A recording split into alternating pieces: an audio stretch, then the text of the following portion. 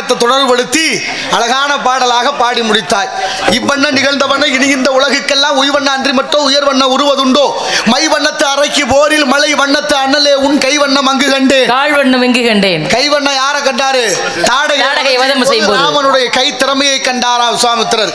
அதுக்கு அடுத்தபடியாக கால் துகள்பட்டு கல்லா இருந்தவள் அகலிகை பெண்ணா எழுந்த உடனே கால் வன்மையை கண்டேன்னு பாடினார்.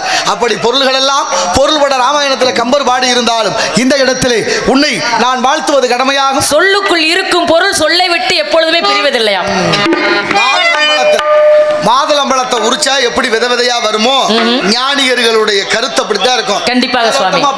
அதனாலதான் பெரியவர்கள் தரிசனம் பாவ விமோச்சனம் சொல்லி இருக்காங்க. கோபுர தரிசனம் கோடி புண்ணியமா. அதனாலதான் ஆலயம் தொழுவது சாலவு நன்றுன்னு கிளவி சொன்னா வருடத்துக்கு ஒரு முறை கோயிலுக்கு கும்பாபிஷேகம் 12 ஆண்டுகளுக்கு ஒரு முறை செய்து அதனால ஒரு திருவிழா ஏற்படுத்தி இந்த திருவிழாவில்